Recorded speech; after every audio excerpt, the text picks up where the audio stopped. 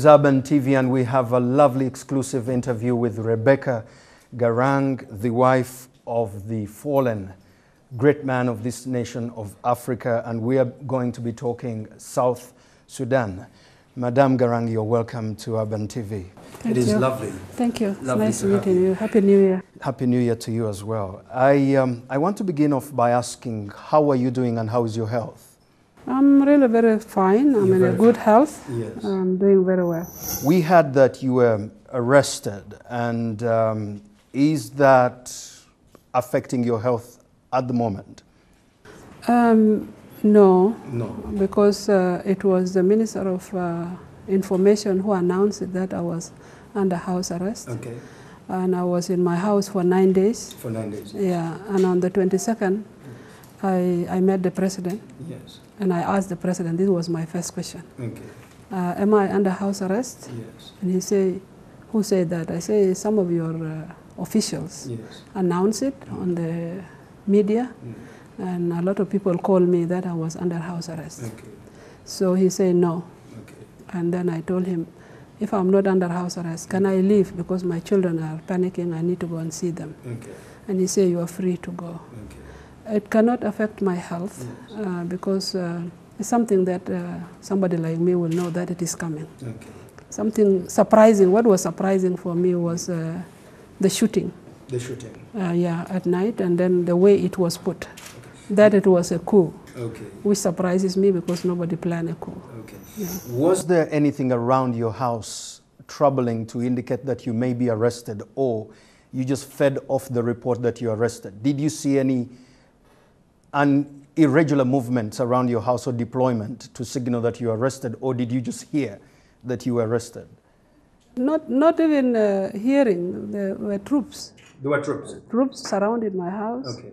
And some of elements of national security flocked into my compound. Okay.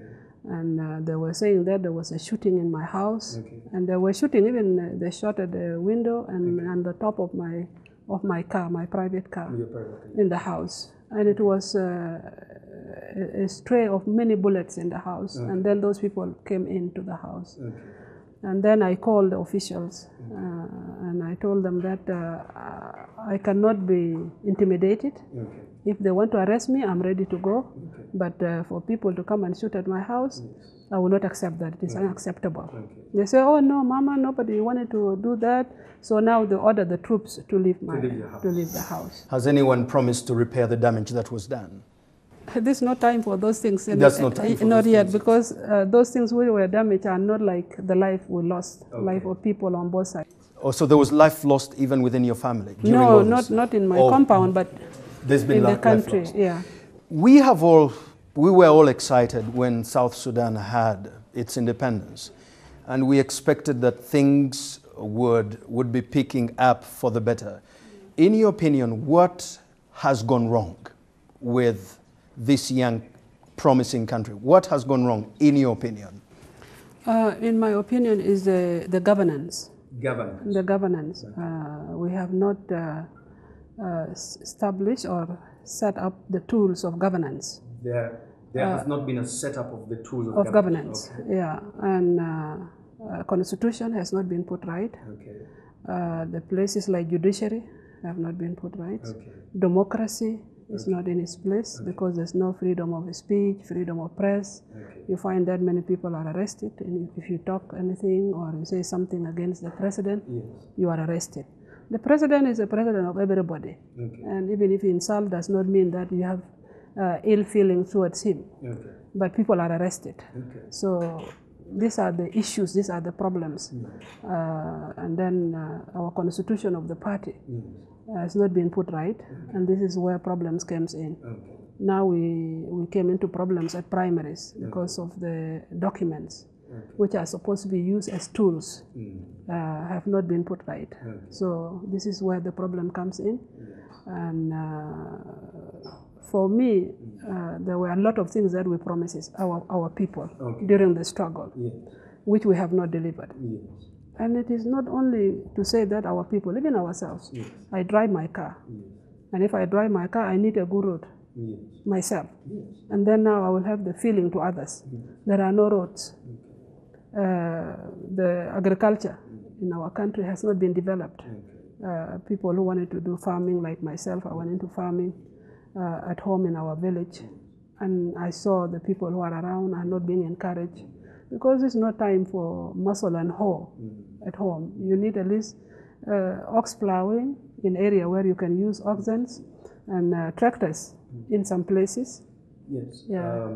So these are culmination of all these problems. Okay. I noticed that you are saying we made promises that we have not delivered, and you include yourself. That's one of the things I want you to respond to. The other thing is, what you're talking about, before all this happened, have you taken time to raise these issues with the president before all this happened? And what was his response? I raised this many times. Okay. When I was a minister, yes. I was a minister of transport and road, okay. Before I became the advisor. Yes. I even leave my portfolio, yes. And I go and advise the president, because I see it's our responsibility. Okay. If anything goes wrong, it will not be his blame alone. So I go and advise him on those issues, okay. Because they were burning issues for me. I'm a victim. I lost my husband, okay. for the cause of this country, sure. And for the people of South Sudan. What I wanted to see, that we need to deliver. And then now, those people who have perished during the struggle would have not died in vain. Okay. Somebody like me would be happy. And I'm capable. After my husband has gone, I've been taking up my responsibility in the house, taking care of my children. But there are other women who lost their husband, who could not raise up their children. They could not get anything. So I raised all those issues to the president. When I became an advisor, I bring up a lot of issues, not even on my line of being an advisor on gender and human rights. I raise all those issues because I take it as our responsibility. Sure. Okay, if the struggle was ours, also the government is ours. So I was raising a lot of issues of human rights violation, which were being done. Some of them he respond onto them. Some of them sometimes are being done without his notice, and when I bring it to his attention, he will do. But there are some of the governance issues that he does not respond to. Madam Garang, you have generally, I would say, you have been together with the president of South Sudan for a very long time. Is this the Salva Kiir you know, or has he become a very different man? I think yes, he is very different. He's very different. Yeah, because the Salva I know used to listen. Okay. He used to visit me in the house with the kids. Even when John was not in the house, he will come and see the children. But now he's a different person. He's a different person. With a lot of people around him. He's become a stranger to there are a lot, yeah. There are a lot of cooks around him. Yes. And I'm seeing the broth is being spoiled, and it has been already spoiled. So it's not the president I know who used to visit me, and with my kids we used to talk freely. We used to joke with him. After the death of my husband, it was difficult to get him sometimes. Okay. We have had stories coming out of press, local and international, that in the sides involved in this struggle, you are on one of the sides. Is that true? I say this many times, that I'm a joker. I'm a mother of everybody. Okay. And I can talk with either side. Okay. But you know, people are very fond of naming, giving names to the people. Okay. The group who are arrested, I was with them because we want a reform within the party. Okay. And those groups are the ones who fought vigorously for the independence of this country. Sure. And I have seen them. I've seen them sleeping with their boots and the uniform. I've seen them sleepless night. And now, if after we got our independence, we start to humiliate them. No matter how big the mistakes are, there is a house where we can discuss those issues. And that's what I told the president. I myself am not happy about what is going on in the country. We need to deliver. You know, you need to deliver to the people. A country rich like Southern Sudan, how can we be 8 years without a single road? The road, Nimile Juba Road, was an Americans who gave the money for that road. Where is the road of ours? When we have the oil, what did we do with the money of oil? This is something somebody like me would ask herself, because I'm not in the center of things. Now I became an advisor, I whisper behind. So you're not talking, you're now whispering. I cannot talk in the media like this, but I have freed myself, you know. Taking that mentality is not so far away from guerrilla situation where we were in. So I took my freedom. So you no longer even have the freedom to do things like this? No, you don't. You don't. If you speak in the media, our former Secretary General fell into problem because he spoke in the media. Why did you go to the media? Why did you do this? So many whys. So you mean that doing interviews like this is going to get you into trouble? Not me. Other people? Because I'm a free, free woman. Are you a free woman, or you forced yourself to become a free woman? After the death of my husband now, I forced myself. But when my husband was alive, I was a free woman.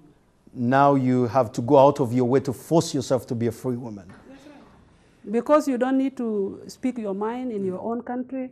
You don't have a room to speak with your president freely. Other people will come in and say, what did this person say? Ah, no, don't listen to her. She's doing this and she's not like this. So you're being made irrelevant. That's not the leader we want. Okay.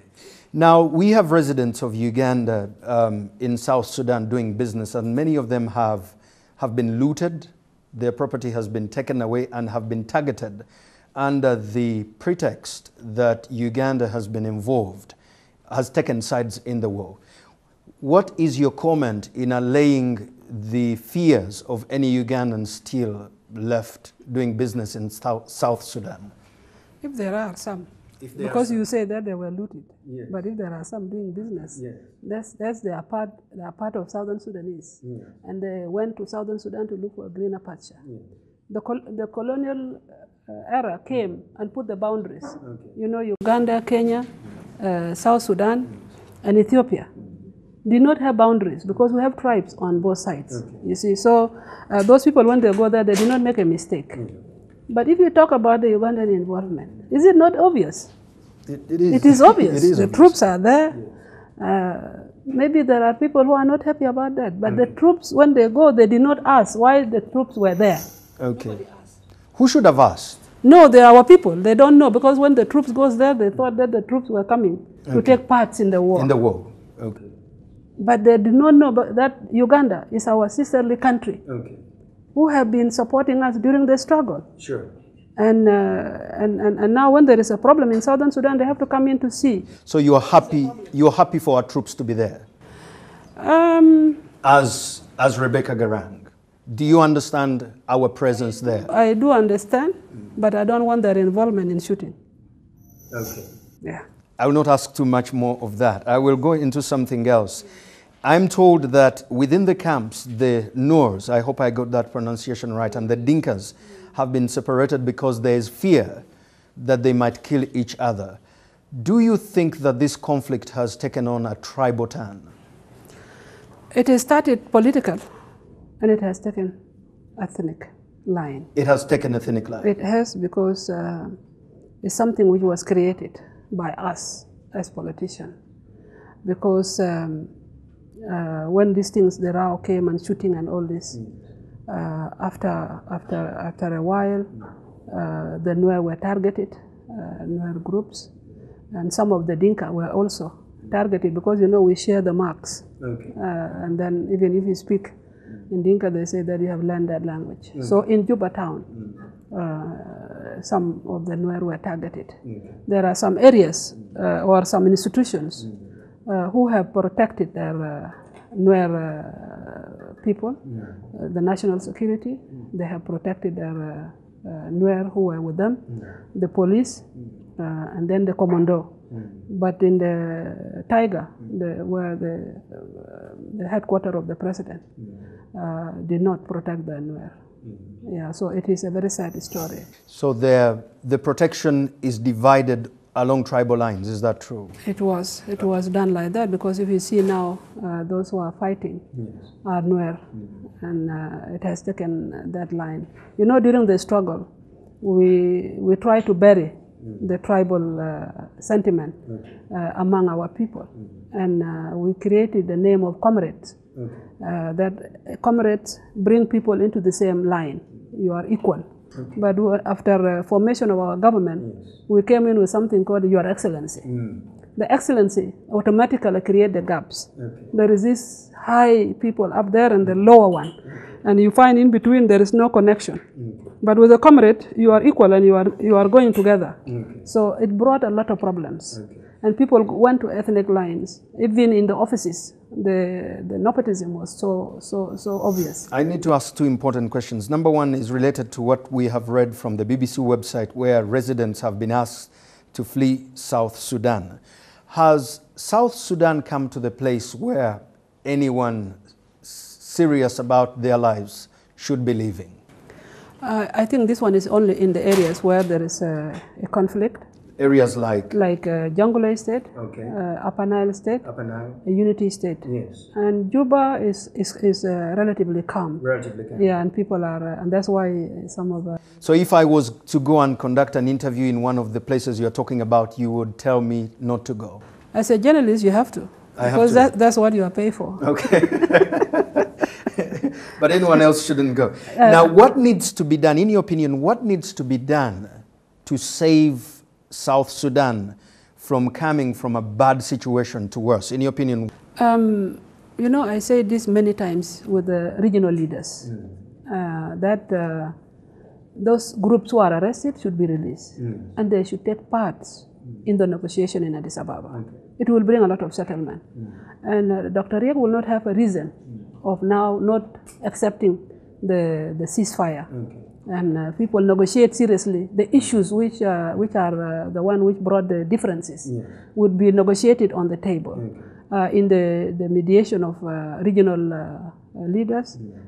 This will bring settlement. Okay. Yeah, and then, you know, we see how we govern ourselves. Okay. Very, very important. Okay. Because the issues of governance are the one which is bringing the problem, and they need to be thoroughly discussed. Okay. So I think if we release those groups, it's number one in the agenda. It will help. If government is saying that they are part of the problems, they must be brought to be the part of the solution. That's how I look at it, and I've been talking about it everywhere. Okay. Now, there are reports that maybe you and some members of your family, specifically your son, are part of Dr. Riek Machar's, I hope I got the pronunciation right, his team. Don't you think, as the mother of the nation, that it would be good if your family stayed aloof from the conflict and took on the mothering of both sides? I don't know what is the name of that group. Did they give the name? Because there are two sides. There is the side of the president and the rebel side. And there are reports coming that your son is on the other side. Don't you think that you and your family should be aloof of this? Or is it true that he is not even involved? We are part of the SPLM. The group who are arrested, according to my own knowledge, they are the real SPLM. They are the real SPLM. And this is the group that I wanted to be released, and this is the group that my son and I are supporting, because we are the reformists, and we wanted the SPLM to be reformed. Okay. So if people they wanted to give us names that we are not an SPLM, I don't know, because the baby has been named and the father has passed away, and the mother is alive. And at this moment, if you see your elder son is not treating, is ill treating the younger one, the mother always takes side, and if this is how you name it, that have taken side. President is not doing things the way it should be, and we say that we talk many times that we sit down and dialogue, and he refused, and he pushed people to this. So you have specifically decided to be involved in reform? If the president, yes, but if the president says that he's ready to talk, even me, I can sit down with him and say that these are the mistakes, and if he is ready to accept, this is what we wanted. Even the group who are arrested, this is what we want, the reform. So how are the peace talks going, as far as you're concerned? For 2 days now, I have not heard anything. Okay. And, because the group has gone to Juba for consultation, and even with the mediators, some of them went there to Juba to consult. I think they came the day before yesterday night, and I don't know whether they said yesterday, because I was in a meeting. Are the peace talks being taken seriously now that the fighting is still going on and the peace talks are going on? Doesn't the fighting undermine the peace process? The peace process, no, in my opinion, the peace process is very important. Okay. Because this is one signal or one element of showing that we are ready to bring these things to an end. But the president is insisting on capturing and bringing those other cities back. But it is a loss of life on both sides. So I think people should focus on the negotiation and negotiate a release of the group and negotiate the ceasefire, and then people go to settlement. Let me ask this in a different way. If my wife and I are fighting, don't you think it is important for me to stop beating her, then we talk? Or should I beat as we talk? No, this one is one. You are one family, a wife, two of you involved. But this one is involving life of people. So it's no longer... soldiers so on South this Sudan side is no longer one family? No, no. The division is already drawn. Once you pick up any weapon, whether it is a knife, you are not one anymore. Even you are beating your wife with your hand, but if you take a knife, then you are not one anymore. If you take a knife or your wife take a knife, I know with a woman, if she take up a knife and people talk to her, she will come back to you, or you take up a knife against her, she will come back to you. But a man, you pick up a knife against the man, you will never be a wife again to that man. We are assuming that at some point the president of South Sudan will watch this interview. I want you to turn into that camera and send out a message to him into that camera. Yeah, on the 22nd, I talked with the president, and I gave him the way forward. I gave him two issues. One was release of the group, that those group has to be released, and they must be part of the settlement and negotiation in Addis. Second was for the troops not to advance to Bor or not to continue with the war while people are negotiating. So I'm still appealing to the president, and he's the only person who can pardon those groups so that they become part of the solution to our problems. And then also we start negotiating the ceasefire, of how this ceasefire can be handled. Is very, very important, the way I'm seeing it. Because a leader is the one who's always, who's a coward. And people will not say that you're a coward. You should always pardon people. You should always come into your knees in front of your people, so that people see that you are the one who's now preaching the word of peace, but not the word of war. But with our president is preaching the word of war. As a mother, I'm telling him that will not solve the problem. I wanted him to pardon those groups. This way he's young. This way you are young officers, and I think that it's time for you to pardon them, so that we bring solutions to our country. With Dr. Machar, if the groups are released and they are on the table negotiating, I don't see why he should continue to fight. Because if he continue after the group is released, it means that he has a different agenda, because our agenda was to reform the party, to put the constitution right, whether it is a constitution of the land or constitution of the party. So for me, I'm seeing that he should pardon them. In the near or far future, do we expect President Rebecca Garang? That's not what I want. I wanted to see a prosperous Southern Sudan. If you're forced into it? It has not come. I want to cross the bridge when I reach. When you reach there. That is a wise conclusion of a very brilliant woman. It's been Urban TV, an exclusive interview with Madame Rebecca Garang, and they don't get any better than this. It's been lovely having you, Madame Garang, and we'll always have you anytime in the future soon. Thank you. See you next time. You are very lucky to have me today.